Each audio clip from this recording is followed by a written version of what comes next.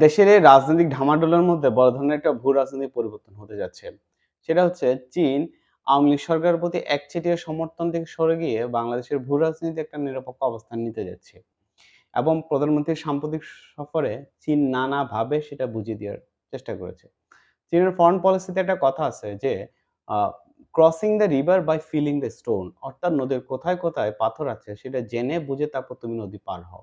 তার মানে চায়না ঠিক ওইখানেই পা রাখে যেখানে তার স্বার্থ আছে। চীনের সাথে বিএনপির বেশ একটা গভীর সম্পর্ক ছিল। কিন্তু ২০১৪ সালে চীন সেখান থেকে টার্ন করে আওয়ামী লীগের প্রতি একচেটিয়া আ সমর্থক হয়ে ওঠে।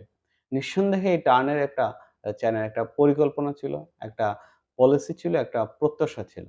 ২০২৪ সালে এসে চায়না বুঝতে পারছে তার সে প্রত্যাশা এবং প্রাপ্তি মিলছে না। এটা গত গত বছরের নভেম্বরে এখানে 2+2 একটা মিনিস্ট্রিয়াল মিটিং ছিল দিল্লিতে। সেখানে ভারত সরকার যুক্তরাষ্ট্রকে এটা প্রতিশ্রুতি দিয়েছিল যে, আওয়ামী লীগ সরকারকে চীনের দিকে ঝুঁকে পড়া থেকে ভারত সরকার ঠেকিয়ে রাখবে। এখন মনে হচ্ছে ভারত সেটা খুব সাকসেসফুলি করতে পারছে এবং চায়না সে বিষয়টা বুঝতে পারছে। সে তার প্রত্যাশিত প্রকল্প পাচ্ছে না। ফলে অতি শীঘ্র সে এখানে একটা নিরপেক্ষ অবস্থান নিবে। এর ফলে একটা ভূ-রাজনীতিতে একটা পরিবর্তন আসবে এবং আমাদের অর্থনীতিতে একটা প্রভাব ফেলবে। আমাদের অনেকগুলো প্রকল্প স্লো হয়ে যাবে।